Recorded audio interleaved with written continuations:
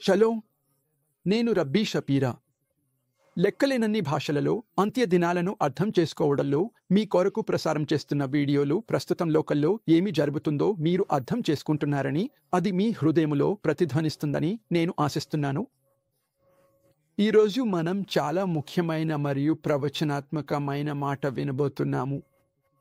దానికి ముందు the fall of Edom, new Hamas, Jewish DNA of Romans 11, బెసోరా according to COVID-19 పుస్తకాలను మీకు గుర్తు చేయాలనుకుంటున్నాను.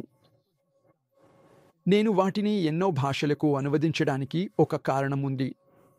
దయచేసి మమ్మల్ని సంప్రదించండి, ఆ పుస్తకాలను సేకరించండి, ఆ పుస్తకాలలోని ప్రతి పదాన్ని అధ్యయనం చేయండి, ఎందుకంటే అవి మనలో ప్రతి ఒక్కరికి గొప్ప ప్రవచనాత్మక విలువను కలిగి ఉన్నాయి.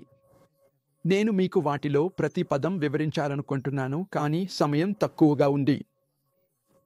వాటిని మీ స్వంత సమయంలో చదవండి, అర్థం చేసుకోండి. నన్ను సంప్రదించడానికి కానీ నన్ను ప్రశ్నలు అడగడానికి సంకోచించకండి. ఈరోజు నేను లెబనాన్, సిరియా, ఖుతిమ్ మరియు ఇరాన్లలో జరుగుతున్న ముఖ్యమైన సంఘటనల గురించి మాట్లాడాలనుకుంటున్నాను.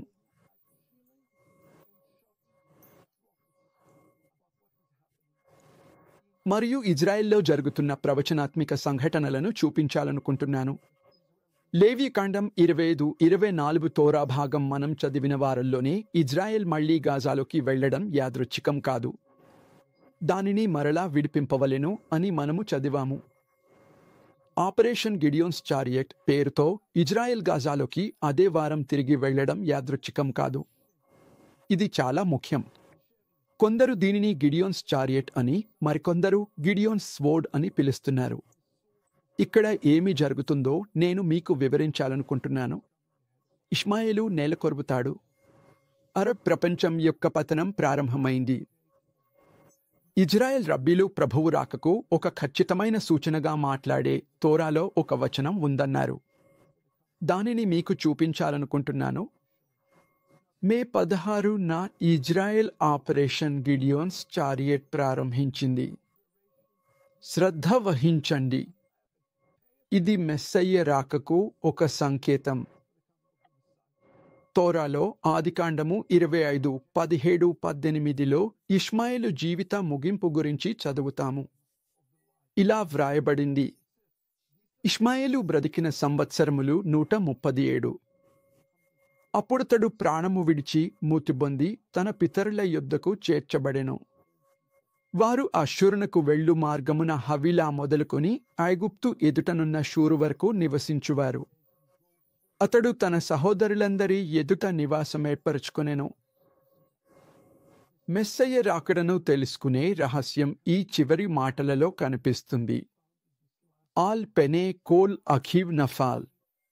తన సోదరులందరికీ వ్యతిరేకంగా అతను పడిపోయెను. దీని గురించి బాల్హా టూరీంలో ఇలా వ్రాయబడింది: ఇష్మాయేలు పతనం తర్వాత వెంటనే తదుపరి వచనం ఇస్సాకు జననం గురించి మాట్లాడుతుంది. ఇష్మాయేలు పతనాన్ని మనం చూసినప్పుడు ఇస్సాకు పుట్టబోతున్నాడని అర్థం చేసుకోవాలి. జాగ్రత్తగా వినండి. చివరి రోజుల్లో ఇష్మాయేలు పతనమవుతాడని, ఆపై ఇస్సాకుతో అనుసంధానించబడిన దావీదు కుమారుడగు మెస్సయ్య వస్తాడని వ్రాయబడింది. మనకు తెలిసిన సిరియా ఇప్పుడు లేదు. హిజ్బుల్లా లేదు. త్వరలో మనకు తెలిసిన హమాస్ కూడా ఉండదు.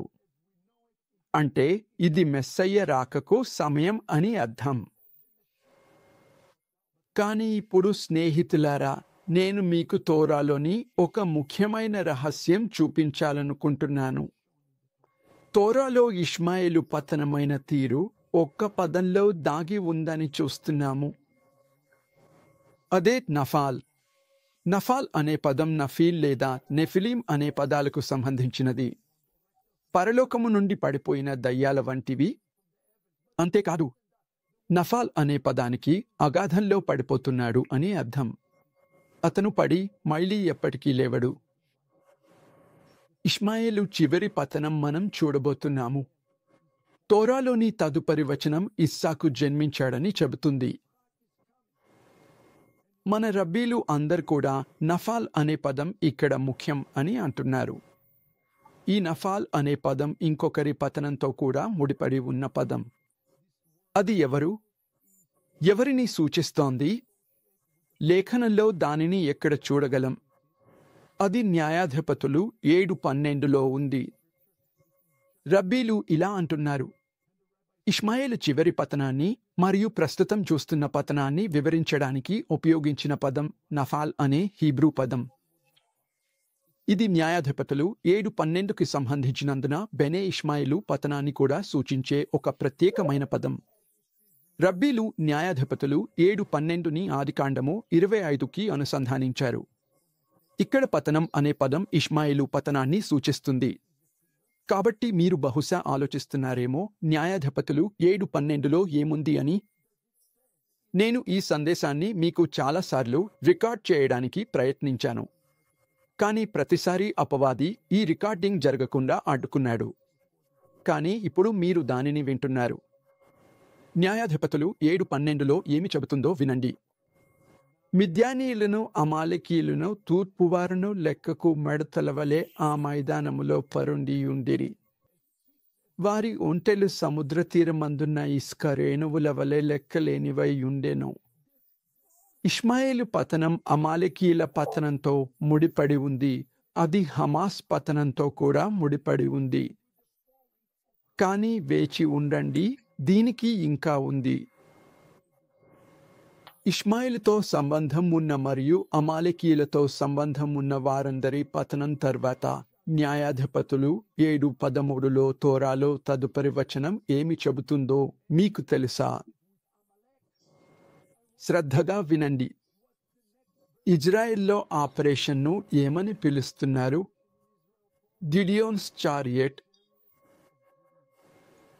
న్యాయాధిపతులు 7:13లో మనము ఏమి చూస్తున్నామో, గిద్యోను వచ్చినప్పుడు ఒకడు తాను కనిన కలను తన చెలికానికి వివరించుచుండెను. ఎట్లనగా, నేనొక కలగంటిని, అదేమనగా యవలరొట్టె ఒకటి మిద్యానీయుల దండులోనికి దొర్లి యొక్క గుడారమునకు వచ్చి దాని పడగొట్టి తల క్రిందు చేసినప్పుడు ఆ గుడారము పడిపోయెనని చెప్పెను. సోదరులారా, ఆపరేషన్ గిడియోన్స్ చారియట్ చాలామంది సూచించినట్లుగా అది గిద్యోను ఖడ్గము యొక్క చివరి దెబ్బ తప్ప మరొకటి కాదు. అది ఇప్పుడు అమాలేకీయులకు మరియు హమాస్కు తగలబోతోంది. ఇజ్రాయెల్ ఆపరేషన్ మెర్కావోట్ గిడియాన్ అంటే గిద్యోను రథము సరిగ్గా వారం క్రితం ప్రారంభించడం యాదృచ్ఛికం కాదు. మరి ఆ రొట్టెను పోలిన వ్యక్తి ఎవరు? అతనికి ఒక పేరు ఉంది. మరి ఇజ్రాయెల్ ఈ ఆపరేషన్ ప్రారంభించినప్పుడు మన ముందు జరుగుతున్నది ఇష్మాయేలు చివరి పతనం అని మనం అర్థం చేసుకోవాలి. రొట్టెను పోలిన వ్యక్తికి ఒక పేరు ఉంది. రబ్బీలు అతని పేరు యోసేపు అని అన్నారు. మన రబ్బీలు చెప్పేది యవల రొట్టె అనే పదంలో అసలు రహస్యం ఉందని. రొట్టె వేర్లను సూచిస్తుంది. మన యెసోద్, అదే యోసేపు. అతడు దయ్యాల శక్తులను మరియు రాజ్యాలను ఓడించడానికి గొప్ప శక్తితో వస్తున్నాడు. అతని పేరుకు అర్థం సెలీల్ అంటే గందరగోళం. ఆయన గొప్ప కోలాహలముతో వస్తున్నాడు. గెమాత్రియాలో ఆయన పేరు సెలూల్ అనే పదం నుండి వచ్చింది. దీనికి యోసేపు అనే పదానికి ఒకే సంఖ్యా విలువ కలదు. రబ్బీలు ఇంకా ఏమంటున్నారంటే, ఆయన దావీదు దుస్తులు ధరించి ఉన్నాడని చెప్పారు. ఆయన దావీదు కుమారుడైన మెస్సయ్యగా వస్తున్నాడు. ఆయన యోసేపు అయినప్పటికీ ఆయన దావీదు కుమారుడైన మెస్సయ్యగా వస్తున్నాడు. గిద్యోను కలను ఇలా అర్థం చేసుకుంటున్నాడు. యోసేపు తన కలను అర్థం చేసుకున్నట్లే. గమనించండి, హీబ్రూలో ఈ పదం సెలీల్ లేదా సలూల్ యోసేపు అనే పదానికి సమానమైన విలువను కలిగి ఉంది. ఈ రొట్టె యవల రొట్టె అని గమనించండి. రమాద్ అంటున్నాడు, గోధుమలు కృప యొక్క కొలతకు నిదర్శనం అని మన రచనలలో చూస్తున్నాము. కానీ శక్తికి కూడా ఒక కొలత ఉంది. ఎందుకంటే ఇక్కడ యవలను కూడా ప్రస్తావిస్తుంది. యవలు తీర్పు యొక్క కొలతకు నిదర్శనం. అతను మలినమైన గుడారానికి వస్తున్నాడు. అతను గాజాకు వస్తున్నాడు. అతడు వాటిని ఉన్నత స్థలము నుండి పడగొట్టబోతున్నాడు, పూర్తిగా క్రిందకి. ముగింపులో రమాద్ ఇలా అన్నాడు, గిద్యోను యోసేపు యొక్క చిత్రం. అతను దావీదు వస్త్రాలను ధరించి మన ప్రజలకు విమోచన తీసుకురాబోతున్నాడు. సలూల్ పదం సలీల్ అనే పదంలాగా వినిపిస్తుంది. అది మత్సిల్ అనే పదం నుండి వచ్చింది, అంటే రక్షకుడు. రక్షకుడు వస్తున్నాడు. అమాలేకీయుల పతనంపై గిద్యోను దర్శనం ప్రస్తుతం జరుగుతున్న ఈ ఆపరేషన్ గిద్యోను రథంతో ముడిపడి ఉంది. ప్రియులారా, మీ కళ్ళ ముందు ప్రవచనాలు నెరవేరడాన్ని మీరు చూస్తున్నారు. నేను ఈరోజు మిమ్మల్ని కోరుతున్నది ఇదే. ఇశ్రాయేలుతో నిలబడండి. యూదు ప్రజలతో నిలబడండి. ది ఫాల్ ఆఫ్ ఎదోము చదవండి. మనమందరం అర్థం చేసుకోవడానికి బయలుపడిన విషయాలను గ్రహించండి. సంక్షేపముగా చెప్తున్నాను, వినండి. ఇష్మాయేలు పతనం మెస్సయ్య రాకడకు నాంది. ఈ ఇష్మాయేలు పతనం, అమాలేకు పతనం, ఇవి గిద్యోను అనే దానితో ముడిపడి ఉన్నాయి.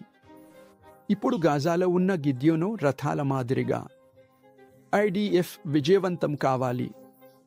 అమాలేకు తలక్రిందులుగా పడిపోతున్నందున ప్రస్తుతం గాజాను శుభ్రపరచడంలో విజయవంతం కావాలి. ఇజ్రాయెల్కు వ్యతిరేకంగా నిలబడిన దేశాలకు శ్రమ. ఈ సమయంలో ఇజ్రాయెల్ చేయాల్సిన పనిని చేస్తోంది. గత వారం తోరా భాగంలో లాగా ఇజ్రాయెల్ కూడా భూమికి విముక్తిని కల్పిస్తోంది. గోధుమ మరియు బార్లీ రెండింటి నుండి తయారు చేయబడిన ఈ గొప్ప రొట్టె ఎవరు? ఇజ్రాయెల్ కోసం పోరాడటానికి దళాలను కలుపుతున్నది మషియాక్ బెన్ దావీద్ మరియు మషియాక్ బెన్ యోసేఫ్. ఆమ్ ఇజ్రాయెల్ ఖాయ్. దేవుడు మిమ్మును దీవించునుగాక. వీడియో షేర్ చేయండి. చలో.